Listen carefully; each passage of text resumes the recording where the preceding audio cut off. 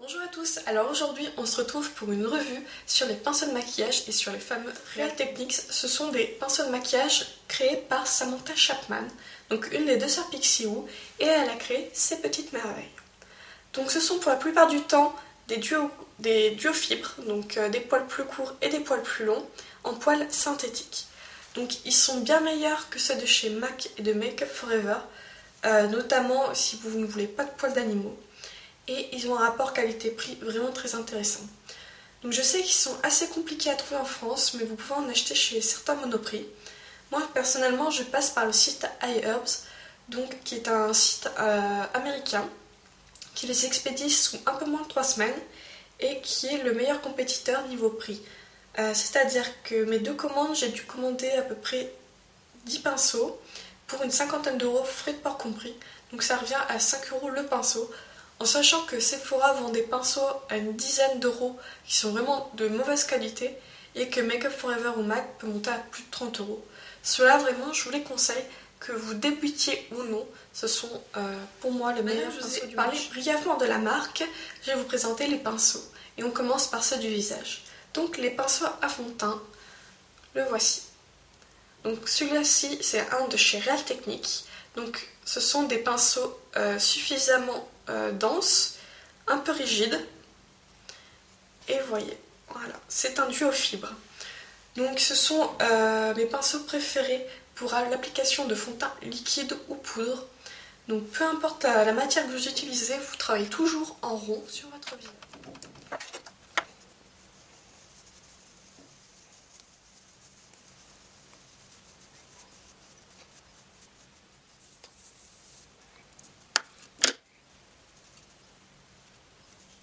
Je sais que vous avez des pinceaux plats à poils très longs pour l'application du fond de teint. Mais si votre fond de teint n'est pas suffisamment fluide, vous allez avoir énormément de marques de pinceaux et c'est vraiment beaucoup plus long à travailler. Donc pour un meilleur fini, le plus naturel mais qui reste courant, je vous conseille ce genre de pinceau là. Donc celui-ci il fait partie du kit visage donc de chez Real Techniques. Ensuite vous avez les pinceaux poudre. Donc ce sont des pinceaux beaucoup plus aériens au niveau des poils.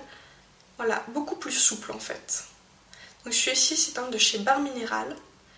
Donc voilà. Vous avez aussi les kabuki. J'ai pu tester celui de chez ELF qui est vraiment un très bon pinceau. Je vous le conseille, il coûte entre 5 et 6 €. Et ça reste le même genre de poils. Donc vous voyez, des poils très longs mais très aériens. Pour pouvoir appliquer la poudre sans avoir un effet carton dès que vous allez l'appliquer sur votre visage. Donc on voit bien la différence entre les deux. Donc le pinceau à fond de teint, liquide ou poudre, est bien plus dense, bien plus résistant au niveau des poils que celui-ci est beaucoup plus grand, beaucoup plus long et il est beaucoup plus doux au niveau des poils, il est beaucoup plus aérien. Ensuite nous avons les pinceaux donc, pour le contouring que je me sers, donc pour creuser les joues et le visage. Donc j'en ai deux. Donc toujours de chez Real Techniques, ceux-là. Donc j'ai celui-là-ci, donc le contour brush et le blush brush. Donc celui-ci, ça ressemble à un pinceau poudre, donc il est très aérien au niveau des poils, très souple, mais il a une forme beaucoup plus arrondie au bout et beaucoup plus fin. Donc ça va vous permettre de creuser les joues, mais aussi de faire l'arête du nez. Et j'avais celui-ci. Donc c'est un pinceau blush à la base, mais personnellement je le trouve beaucoup trop gros pour appliquer du blush sur là.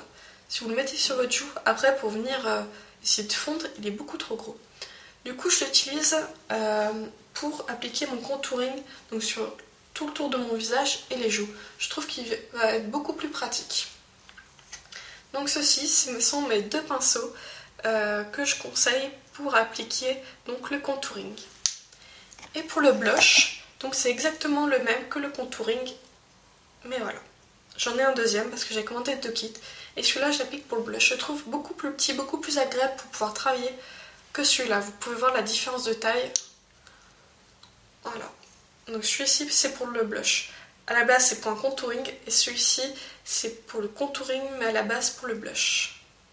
Voilà. Donc comme je vous dis, ce sont des pinceaux qui vraiment tiennent bien dans le temps. Ça doit faire 2 ans que je les ai commandés. Ils sont toujours vraiment très doux. Donc on a fini avec les pinceaux de visage, donc je vous conseille pas non plus d'avoir 40 000 pinceaux sur vous, ça sert à rien. Autant avoir quelques pinceaux dont vous avez investi dedans, qui sont de bonne qualité, et de bien les entretenir, plutôt que d'avoir plein de pinceaux que vous allez utiliser de temps en temps. Donc après ça, je vais passer au pinceau pour les sourcils. Et donc vous avez le fameux goupillon, donc je crois qu'on en a toutes. Donc normalement le goupillon ça sert pour les cils, pour nettoyer les cils ou pour les sourcils. Moi personnellement pour les cils je ne vois pas l'intérêt. Je préfère beaucoup plus l'utiliser pour les sourcils. Donc voici. Donc j'utilise le matin pour coiffer. Après j'applique ma cire et je viens enlever à chaque fois les dépôts avec ceci. Donc celui-là c'est un de chez ELF. Il coûte 1 € et il fait très bien son travail. Pour un goupillon, pas besoin d'investir dans cher. 1 € ça suffit largement.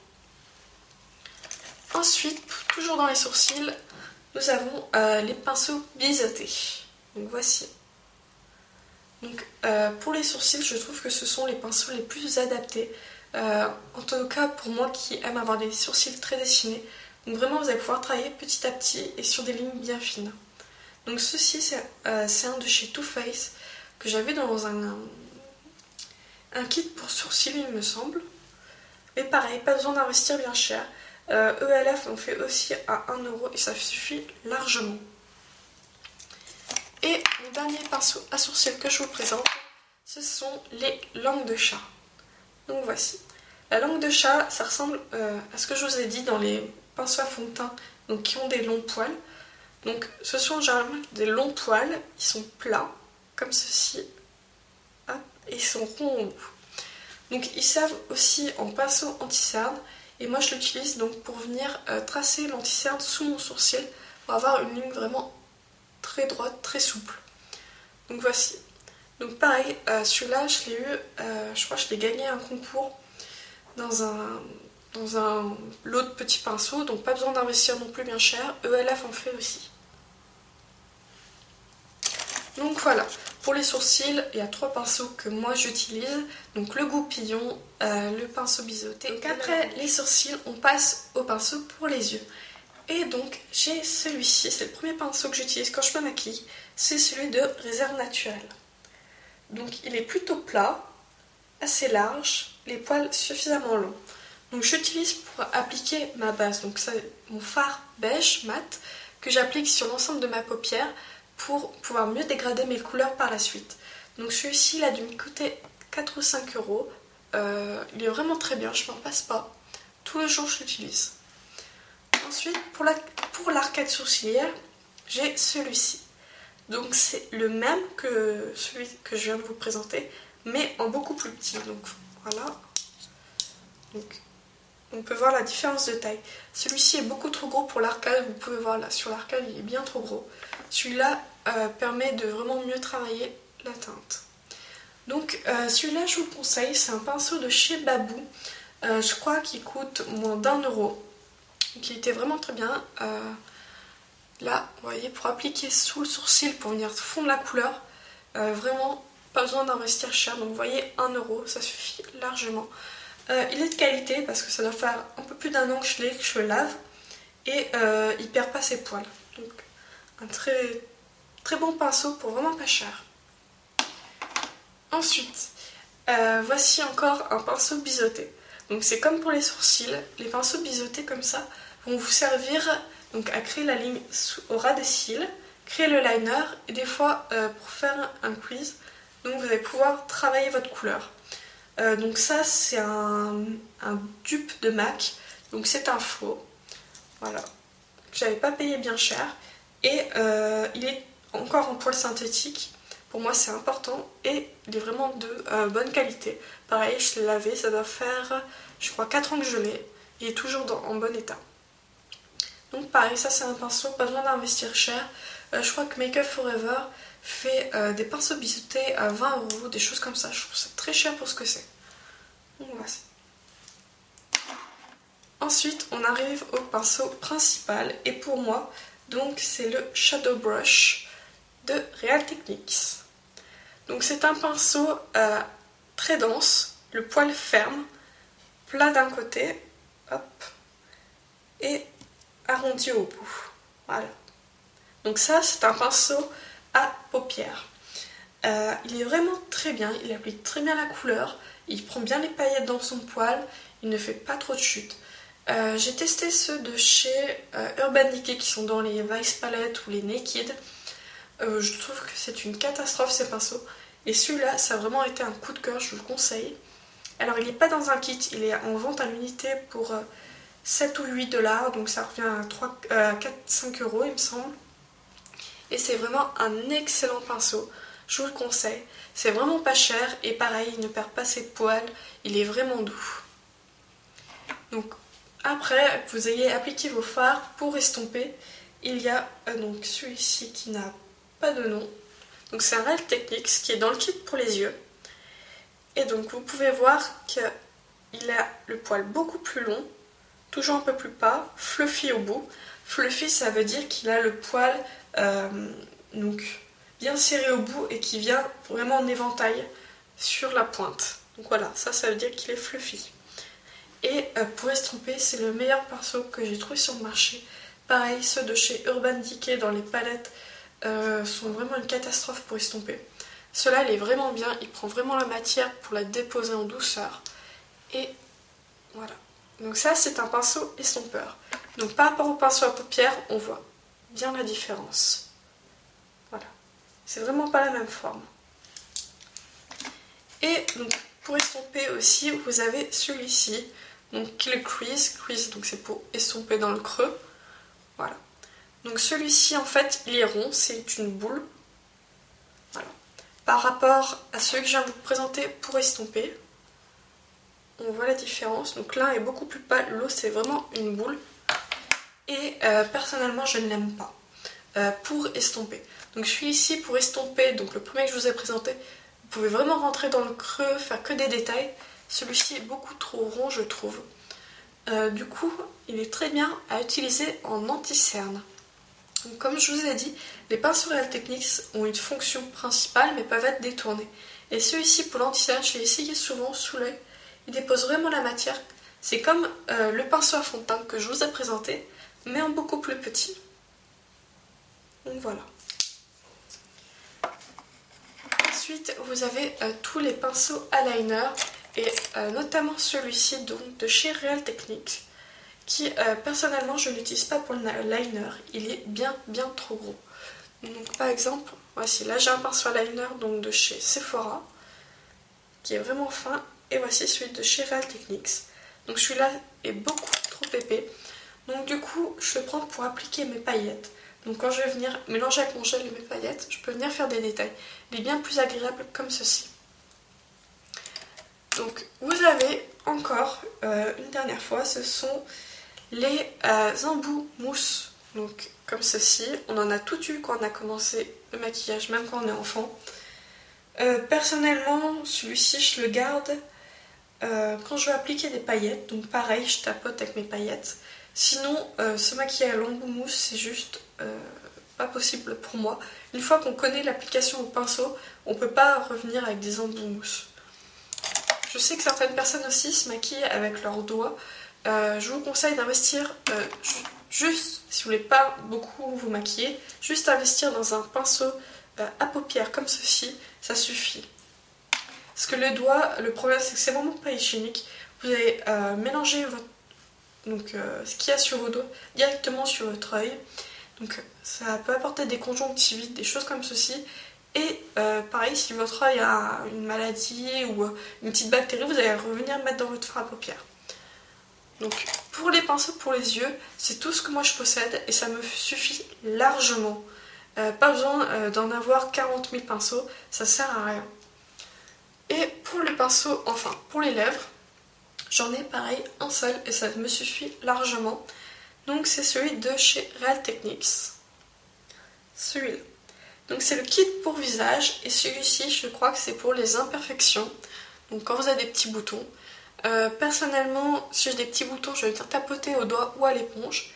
Et du coup celui-ci donc qui est un poil très rigide mais qui reste souple, hein, ce sont des poils vraiment très doux. Qui est taillé en V. Voilà. je vais venir l'appliquer pour les lèvres en fait. Donc je vais en prendre sur le pinceau, on n'applique pas un rouge à lèvres directement au raisin, sur le pinceau, et on peut vraiment venir travailler les détails. Je le trouve vraiment bien, il est plat, hop, et large. Il ressemble un peu à une langue de chat, mais taillée en V. Et donc voilà. Donc là, je vous ai présenté tous mes pinceaux donc, que j'avais pour le visage, pour le teint, pour les yeux, pour les lèvres. Donc ça, j'en ai une petite quinzaine que je vous ai présenté. Et moi, personnellement, ça me suffit largement.